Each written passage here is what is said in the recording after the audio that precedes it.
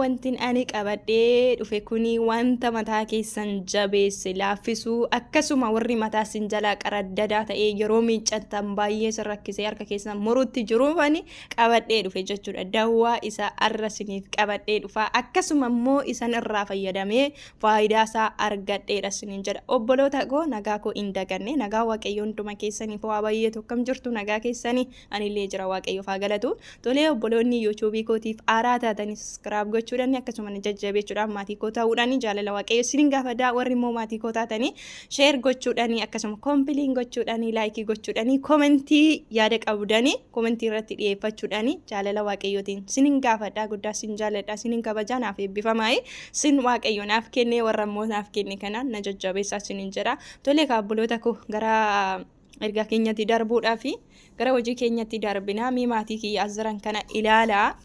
Wanti isinii fide jechuudha waan irraa fayyadameedha. Shaampoo kana hin agartu. Abukaadoo qaba jechuudha. Abukaadoo qaba. Abukaadoon akkuma beekamu mataadhaaf baay'ee bareedaadha. Mataa keenyas in laaffisa. Sirriitti mataallee magarsaa mataallee laaffisa shaampoon onnoon jechuudha. Abukaadoon jechuudha. Baay'ee kan onnoo qabu vitaaminii baay'ee qabudha. Hin beektu hundi keessanuu kan fayyadamtanii. Shaampoon kun akkaataan itti fayyadamnu hundi isaatu akkaataa mataasaa danda'e qaba. Akkuma ta'e itti fayyadamuu don ta'in akkaataa mataasaa qaba itti fayyadaman qaba. Inni kun akkuma argitan shaampoodha. Inni kun shaampoodha. Shaampoo kana ittiin erga dhiqanneen booda kondiisheriidha. Inni kun kondiisherii kana ni fayyadamna.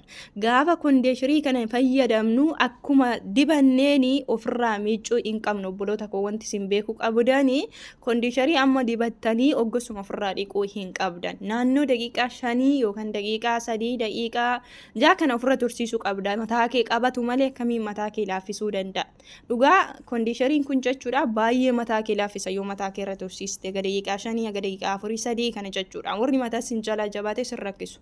Inni kun mataa illee magarsuu ni danda'a. Garuu ani harree kanan qabadhee dhufe wanta mataa keessan laaffisu warra mataa sin jala jajjabaatee sin jala qaraddadee laaffisuudhaan qabadhee dhufe jechuudhaani. Kondiisherii kana naannoo daqiiqaa 5 ofirra tursiistanii maasaajii gootu yeroo dibattan jechuudha. Shaampoonni qaxxanii kaataniiti. Kondiisherii kana itti dibdee maasaajii goote.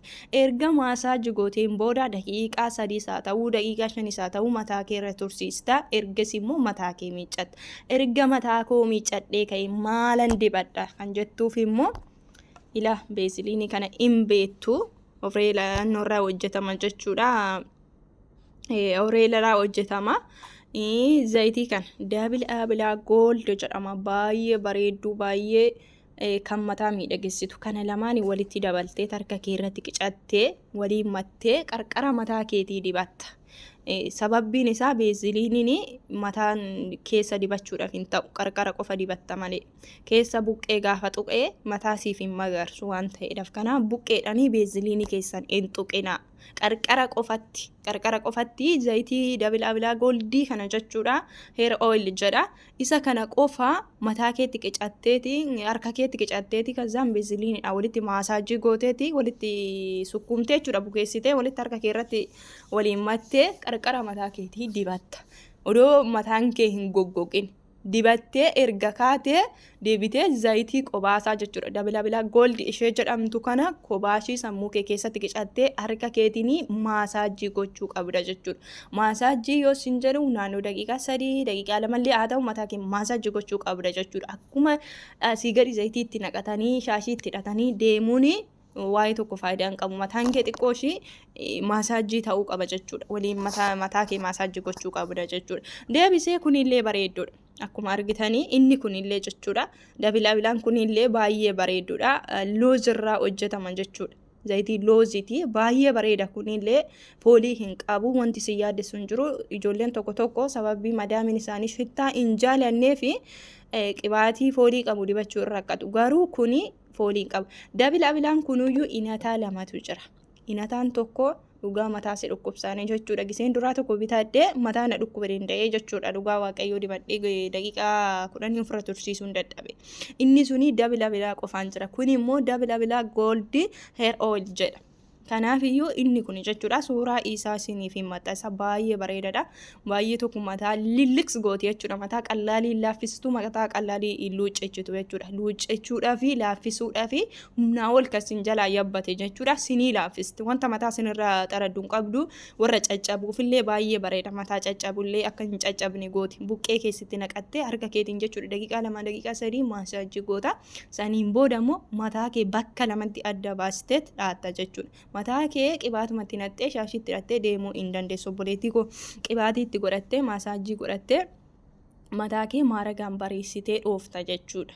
Erga dhoofteen booda immoo mataa kee gama fakkeenyaaf ganama yoo shaaworii galta ta'e galgala dhaatte.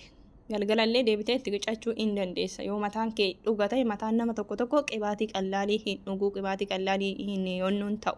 Qallaalii hin barbaadu jechuudha. Mataan tokko immoo yoo xiqqishumatti gootee gubbaarran kan innoo jedhu jira.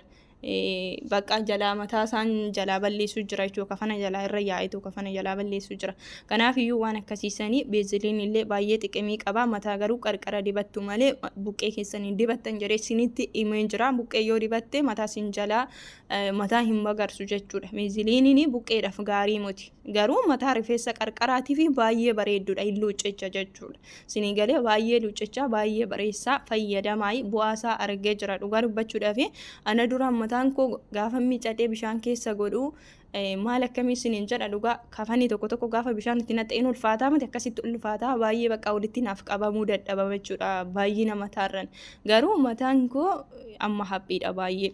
Deebisee ani kanas na fayyadama dabalaa goldii kana waan fayyadamu mataan koo baay'ee luuccadha baay'ee haphiidhalleedha kana hunda odoo hin ta'ini bakka akka nama tokkooti jechuudha kana of geessedha jechuudha. Kanaaf akka gisee duraan isaan rakkadhee yeroo miicadhee harki koo wajjin na dhukkubee filuutti naaf filamu jechuudha. Baay'ee naaf filamu walitti onnoo jedhee walitti qabata jechuudha gisee miicee ka'e jechuudha. Hanga inni goggogee akkasumatti jechuudha akkuma goree dha'ee ergan dha'ee daqiiqaa muraasa wayii turee tananii fila jechuudha malee naaf filamu baay'ee tokko na rakkisa ture garuu waaqayyoof haa galatu furmaata isaa jechuudha. Qibaatii kana namarratti hin arganillee dhugaa ijoollee baay'ee yeroo isaanii hojjetan argee faayidaa qaba jedhanii deebisanii shaampoo shaarraa hojjetamu kanallee jechuudha. Abukaadoo minaaminallee baay'ee bareedduu ta'uusaa argeera. Abukaadollee baay'ee dibachaan ture baay'ee na tajaajilaa ture. Abukaadoonillee deebisee zayitiin kunillee baay'ee na tajaajilaa ture. Shaampoonillee deebisee peentisiriillee baay'ee tokko bareedadha. Mataadhaaf innillee mataa hin luuccechaa deebisee mataa caccabuufillee vitaaminii qaba jechuudha. Peentisirii akkuma beekamu vitaaminii baay'ee qaba jechuudha. Inni sunillee baay'ee bareeda mataadhaaf isa sanillee dibadha. Peentisirii warri hin beeknee fi isa kanadha kunuu isinii galee isa kanadha isa kanallee na fayyadama jechuudha. Ani lachuuyyuu na fayyadama. Isinii galee shaampoo gisee mataa sirrakkisu shaampoollee jijjiiruu hin dandeessu. Namoonni tokko immoo shaampoo san mataa isaanii yoo jijjiirratan mataan isaaniitillee akkasuma jalaa hin jijjiiramu jira. Garuu anamma shaampoo barbaade yoo miicadhe mataan koo abadan wanta na rakkisu tokko hin qabu wanta na dhiphisu hin qabu jechuudha. Galata waaqayyoo kanaafiyyuu na fayyadama jechuudha. Ani yeroo tokko shaampoo kana fayyadama. Shaampoo kana fayyadama yeroo tokko immoo peentisirii kana fayyadama akka barbaadetti jechuudha. Wanti inni na dhibee na rakkisu tokko hin jiru. Kondiisharii nan qaba shaampoo isaa jechuudha. Nan qaba lachuuyyuu na fayyadama jechuudha. Dhibee tokko natti fidu rakkinas natti fidu galata waaqayyoo. Kuni akkaataatti amala rifeensa barsiifameedha. Akkaataa itti nu barsiifame garuu ani waan barbaade yoo dibadhee mataan koo bakka jijjiiramu haala sin jijjiiru. Kanaafiyyuu obboloota koo maatiin koo kun amma kun oolaa kan fuuldura keessan jiru kuni dibadhaatii ilaalaayi xiqimii isaa irraa hin argitu jechuudha. Waliin kuttoo odoon ta'in yeroo hundumaayyuu itti fayyadamaayi. Har'a dibattanii boroo addaan kuttanii komii dhiyeessuun gaarii miti. Yeroo hunda itti fuftee fayyadamta jechuudha. Mataa kee yeroo hunda maasaajii godhu yeroo miicattu akkasuma kondiisharii yeroo dibattu yeroo mataa keetiin miicitu irra tursiisu akkasuma beeziliinii kana qarqara hin dibatina jedhe isinitti himee jira.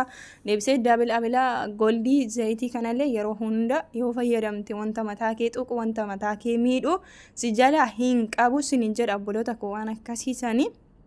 Kanaafiyyuu dibadhaayii fayyadamaayii isinin jedha waan irraa fayyadamee waan irraa tajaajilamee bu'aasaa argadheedha waan ta'eef kana isinillee itti fayyadamaayii irraa tajaajilama isinin jedha obboloota koo naaf jabaadha akkasuma hiriyoota keessanis sheer godha warri immoo maatii kootiif yuutuubii koof haaraa taatanii saskiraayib godha akkasuma maatii yuutuubii kootii ta'a sinna jajjabeessa isinin jedha obboloota koo sinuma hin qaba jajjabaadha isinin jedha bakka jirtanii lafa jirtanii hundumattuu nagaadhannaa tura hanga wanta haaraa qabadhee dhufutti isinin jechuu jaaladha gaafiif yoo qabaattanii koomentii gochuu hin dagatina turtii gaarii.